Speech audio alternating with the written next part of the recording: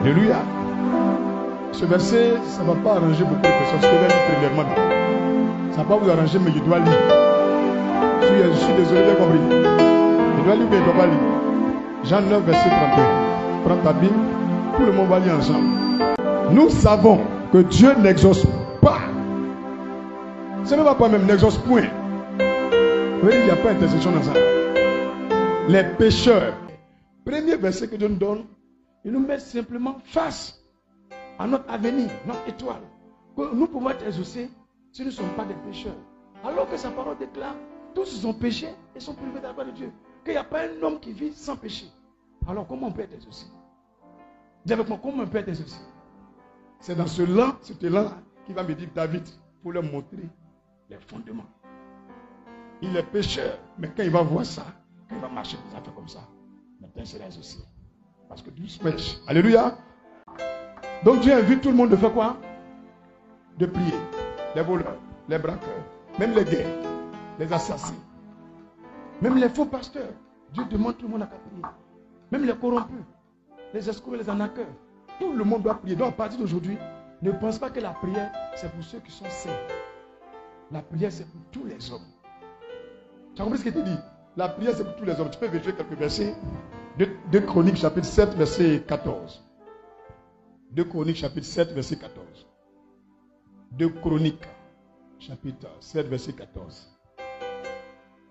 Si mon peuple sur qui est invoqué mon nom, s'humilie, prie et cherche ma face, et si se détourne de ses mauvaises voies, je l'exaucerai.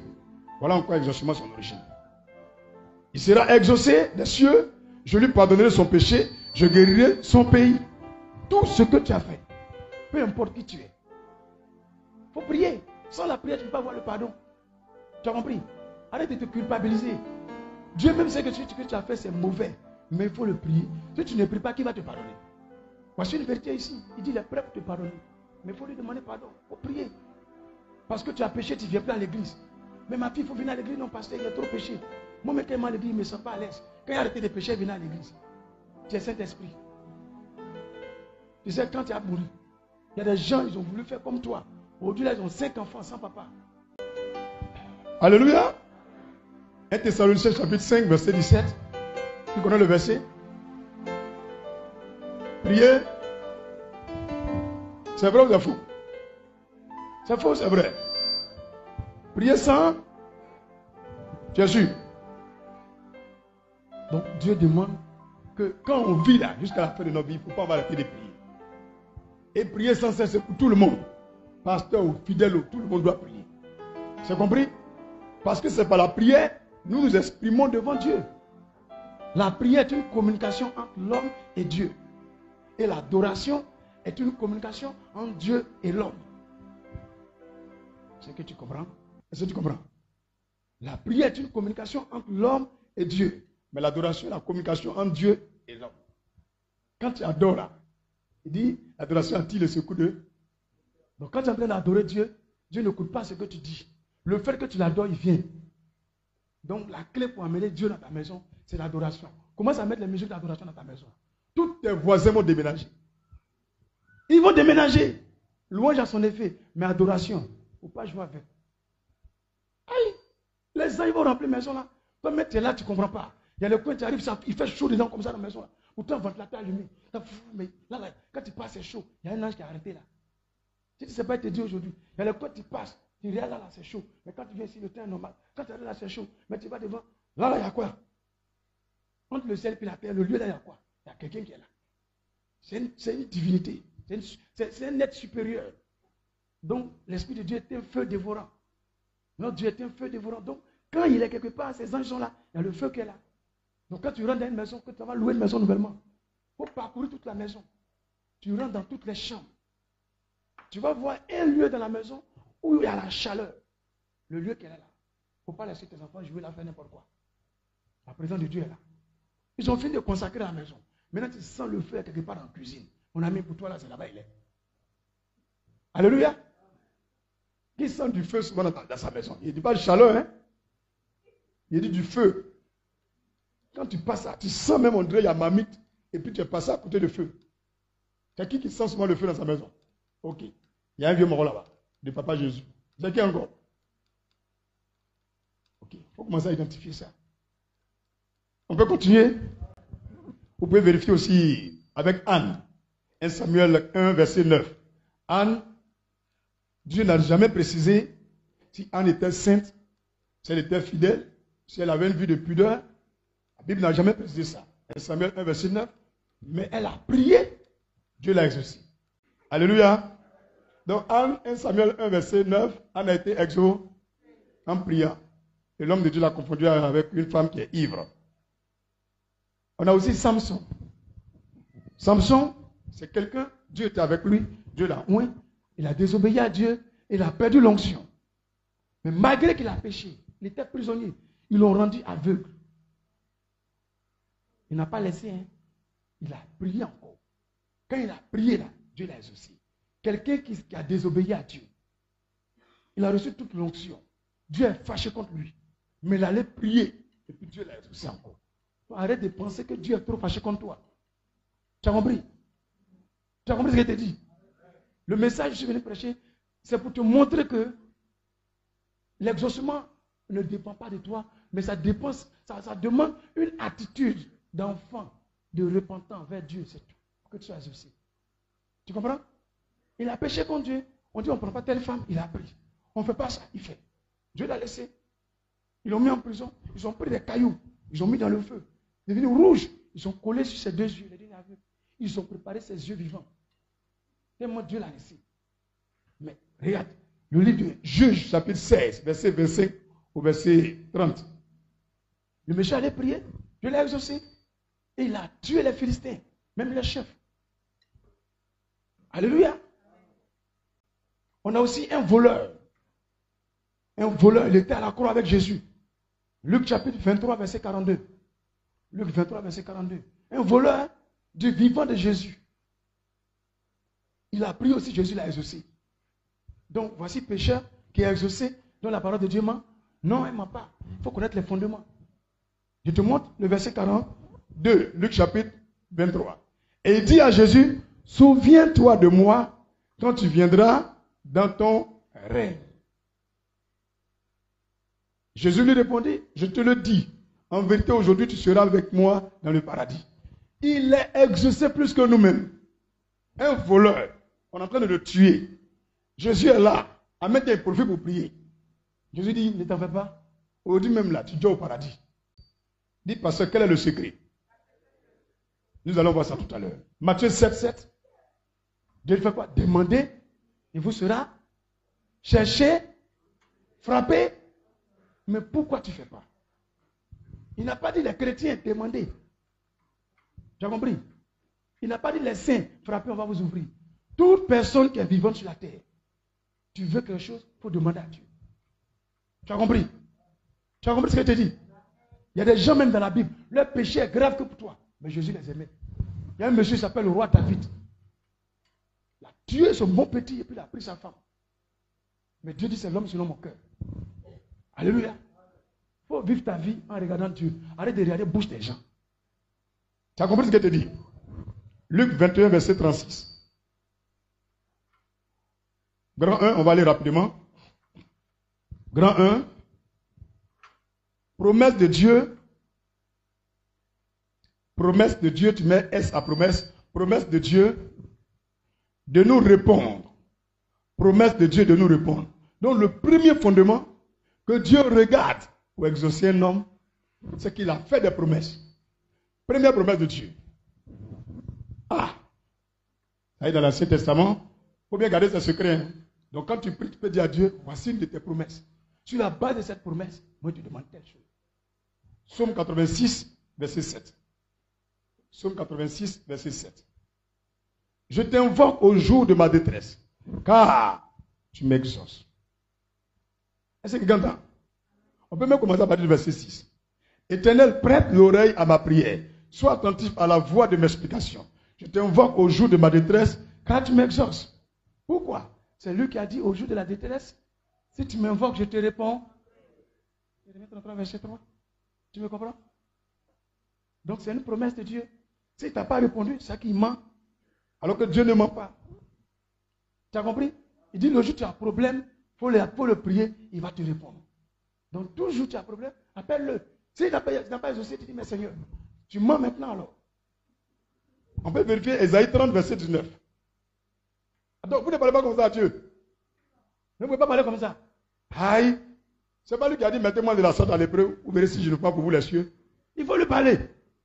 Il est fâché, il n'a qu'à te bénir. Il faut dire, Seigneur, si tu es fâché, il faut me bénir. Tu es content aussi pour me bénir encore plus. Voilà. Dans tous les cas, ta colère, tu me bénis. Ton contentement, tu me bénis. Ésaïe 30, verset 19. Oui, peuple de Sion, habitant de Jérusalem, tu ne pleureras plus. Il te fera grâce quand tu crieras dès qu'il aura entendu, il t'exaucera. Voici une grande promesse. Il faut bien souligner ce verset. Je répète. Oui, peuple de Sion. L'église ici, là où nous sommes, la salle s'appelle Montagne de... Ça vous concerne. Appuie-toi dessus pour prier. Habitant de Jérusalem, tu ne pleureras point. Tu ne pleureras plus.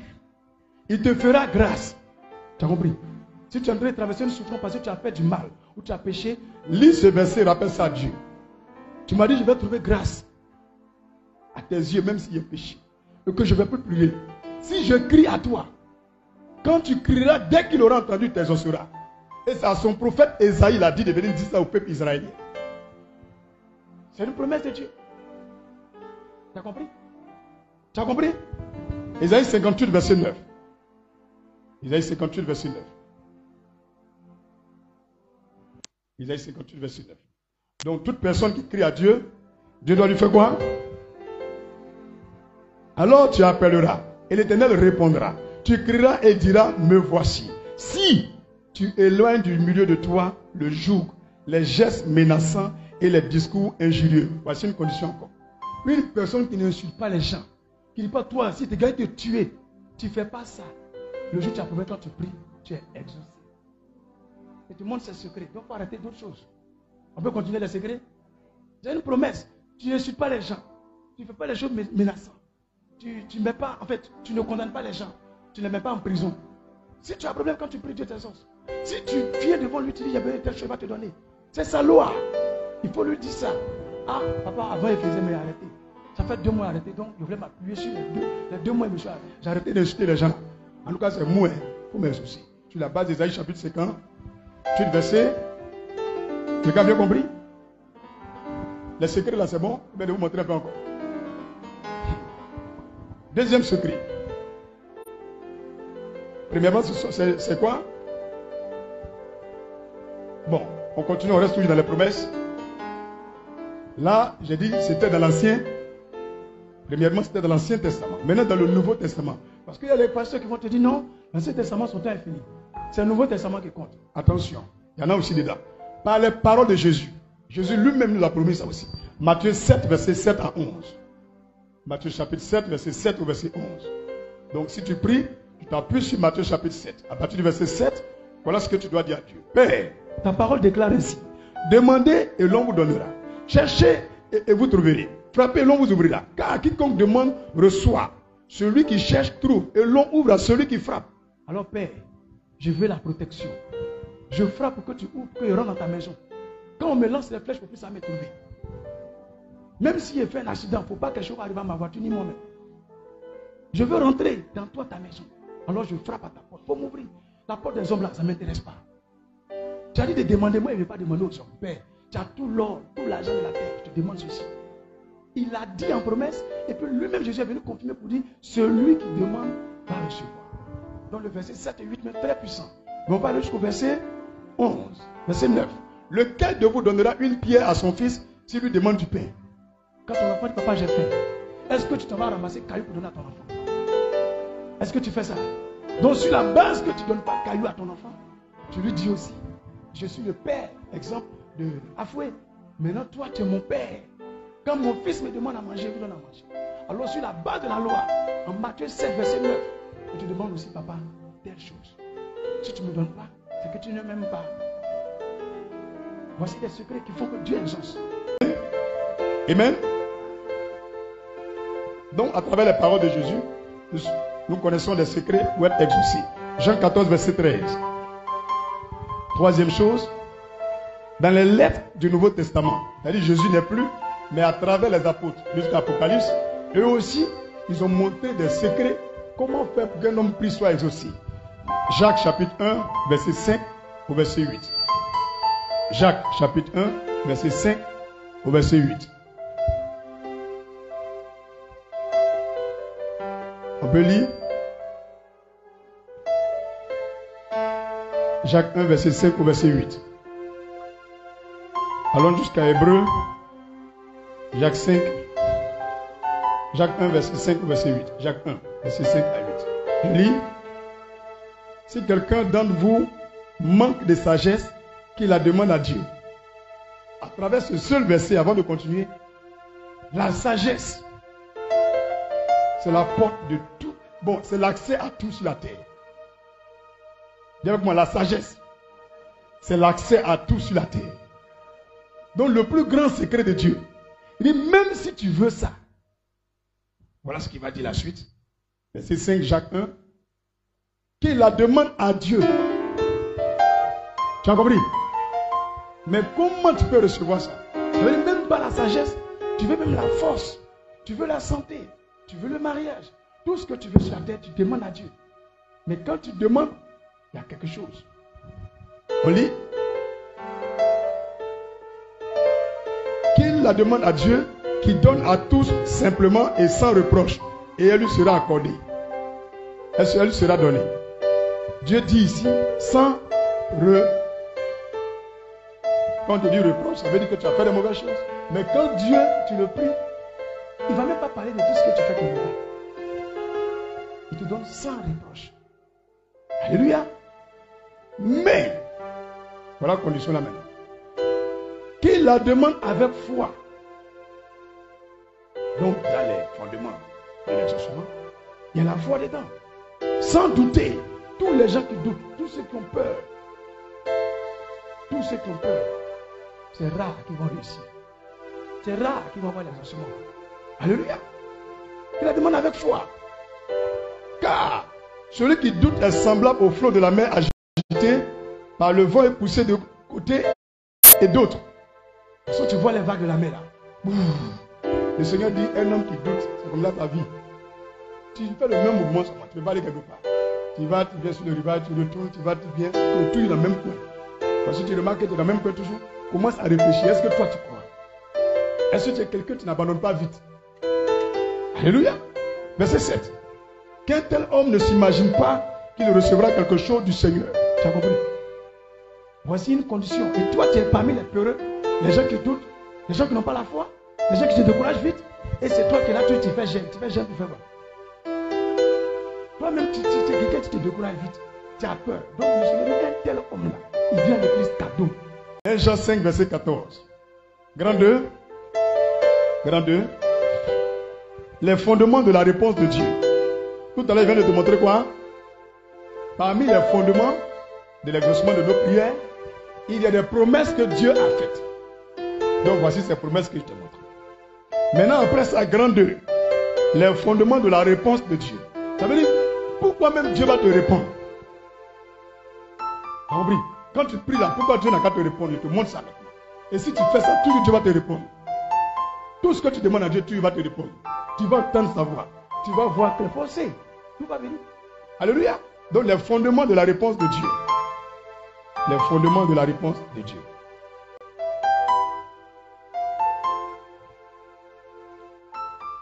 Hein? À cause de la gloire de Dieu. Donc tu écris la gloire de Dieu. Dieu, c'est un Dieu. Notre Dieu s'appelle Jésus. Le Seigneur Tout-Puissant n'aime pas avoir honte. Il n'aime pas avoir honte. Donc le fait que tu le pries, et les gens te voient, tu le pries, pour sa gloire, il va t'exaucer. Pour que les gens n'ont qu'à dire, c'est lui son Dieu qui est le vrai Dieu. Il n'aime pas taper poteau. Donc le fait qu'il n'aime pas taper poteau, il va t'exaucer. On va voir ça. Nombre 14, verset 13 à 16. Nombre 14, verset 13 au verset 16. On va aller un peu vite, vite. Jean 17, verset 1 au verset 5. On va aller un peu vite, vite. Jean 17, verset 1 au verset 5. Donc, pour la gloire de Dieu, nous serons exaucés. Nous, on a une dignité. Mais la dignité de Dieu est au-dessus de nous. Et aussi, 2, à cause aussi de sa grâce. La grâce de Dieu. Il est un Dieu qui n'est pas rancunier. Il n'aide pas les conditions. Genre, notre comportement pour nous bénir. Donc le fait qu'il est un Dieu de grâce. Tout à l'heure, vous avez vu les 46 militaires de Côte d'Ivoire, ils étaient où? Ils ont été condamnés combien d'années? Mais ils sont revenus à Abidjan, non? Tant que leur président n'avait pas pris un décret présidentiel, une grâce présidentielle, ils ne pouvaient pas rentrer dans notre pays. Et puis personne ne peut aller les chercher. Quand il a pris son pouvoir en tant que président du Mali, il a signé le décret, il a signé une grâce, on les a laissés venir à Abidjan. Notre président peut parler, faire tout ce qu'il veut, mais il ne pouvait rien faire. Quelqu'un me comprend? Tant que le petit Assimi Goïta ne faisait pas une grâce présidentielle pour eux, ils allaient rester au Mali. Il fallait 20 ans avant de venir. Donc vous voyez, si un homme peut dire sois libre, et puis tu es libre toujours. Et Dieu. Donc la grâce de Dieu, c'est que nous tous là, si on prie, on ne doit pas être exaucés. Mais à cause de sa grâce, il ne compte pas tout ce qu'on a fait. Exode 32, verset 31. Exode chapitre 32, verset 31. Dit la grâce de Dieu est une puissance qui élève le chrétien. Exode chapitre 32, verset 31. Moïse se retourna vers l'Éternel et dit, ah, ce peuple a commis un grand péché. Ils se sont fait un Dieu d'or. Pardonne maintenant leur péché. Sinon, efface-moi de ton livre que tu as écrit.